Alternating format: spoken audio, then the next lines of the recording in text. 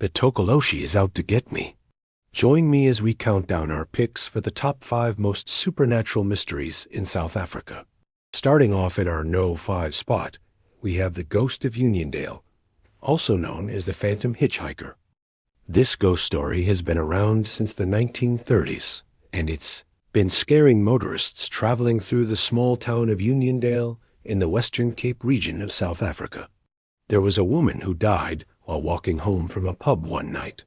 She was killed by a truck driver who then kept driving and didn't stop. Her ghost is said to haunt the road where she was killed. People say that they see her walking along the side of the road at night with her arms outstretched as if she is hitching a ride. And sometimes people say that they can even hear the sound of a truck approaching, followed by the screech of brakes, but no truck ever comes into view. Those who have seen the ghost say that it appears right before a serious car accident occurs. In fact, some people say that the ghost isn't even a woman at all, but rather a small child. Some say that the ghosts are actually trying to warn drivers to slow down, and that the accidents are a result of human error, not some ghostly interference.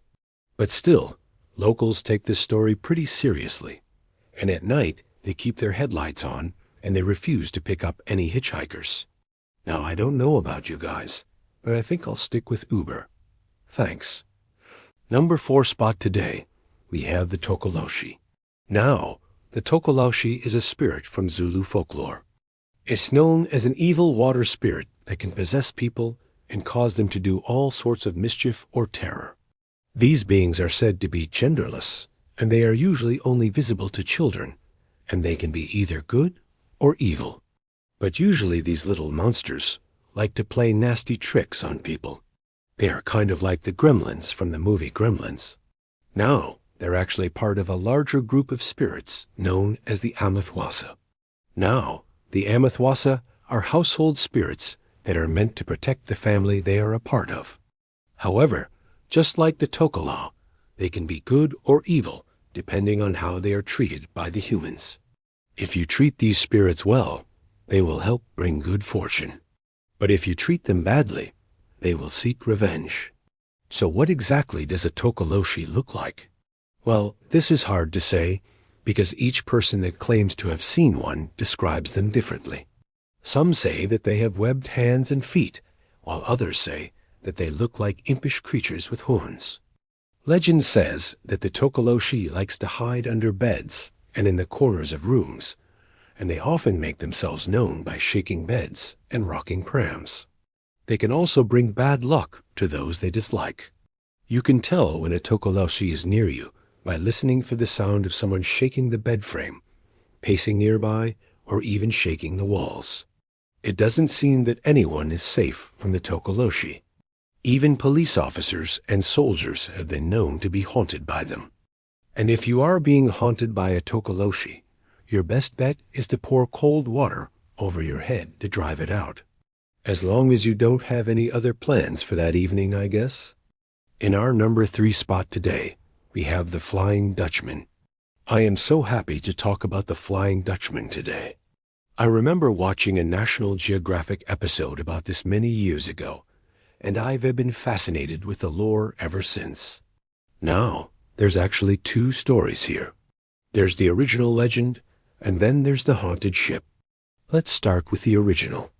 Now, the legend goes that a man named Hendrik van der Decken set sail from Amsterdam for the East Indies in the year 1641. He captained a vessel called the Batavia, and during his journey, he became known as the Flying Dutchman after he decided to defy the laws of nature and sailed straight into the eye of a violent storm. But he wasn't doing this because he was a rebel without a pause. You know, he wanted to prove that he could beat the weather and arrive at his destination first. See, back then, the prevailing winds made sailing to the east a lot easier than sailing to the west. So when he did this, he earned himself a reputation as a reckless captain, and he became known as the Flying Dutchman. Fast forward to today, and the Flying Dutchman is now considered a ghost ship, one that can be seen off the coast of South Africa, and it foretells disaster. According to legend, when the ghost ship passes, death follows close behind. The reason for the haunting varies depending on who you talk to, but most agree that it has something to do with disobedience, whether that be the captain's or the crew's.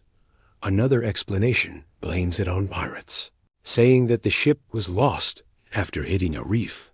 Either way, this ship is doomed to sail the seas forever, searching for redemption. So if you're out sailing one day and you see this ship, you better run.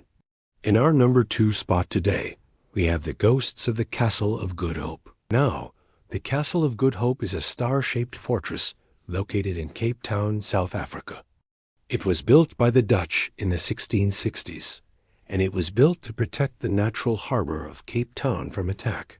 But it seems that it wasn't built to protect from attack, because even today, it's said to be haunted by a number of ghosts.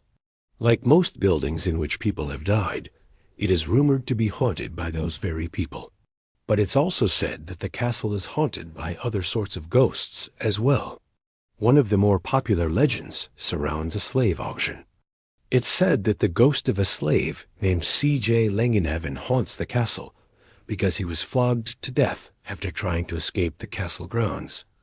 And there are other stories too.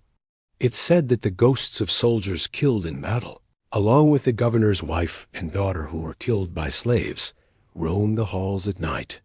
And it's not just people who haunt this place. There are said to be animals too. There is a cat who stalks the hallways, and even a mouse who has been heard squeaking in the dead of night. Some say that the castle even shakes at night too. And in our number 1 spot today, we have the White Lady of Uniondale Pass, as well as the many other spirits of Table Mountain. The White Lady of Uniondale Pass is probably the most famous ghost in South Africa. She is said to be the ghost of a young woman named Laurel, and she is said to haunt the pass near the top of Table Mountain. Laurel died tragically in 1928 when she fell in love with a British Army officer named Lionel. When her father found out about their relationship, he forbade Lionel from seeing her. But the two lovers met in secret anyway, and one night Lionel climbed Table Mountain to meet Laurel. But as they were embracing on the mountaintop, her father spotted them and shot Lionel. Now, supposedly, Lionel's ghost and the ghost of Laurel can be seen together on the mountain. And there are many other ghosts said to haunt Table Mountain. It is said that the area is filled with the spirits of those who have died climbing the mountain. And there is even a place called the Suicide Cave where a man jumped to his death and the ghost is said to still linger. All across the mountain, there are plaques commemorating those who have died trying to climb it.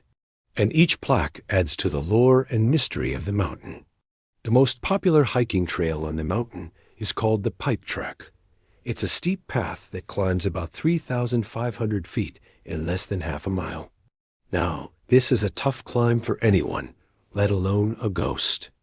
But hikers say that they often see a ghostly figure at the top of the pipe track, and no one knows whose ghost it is.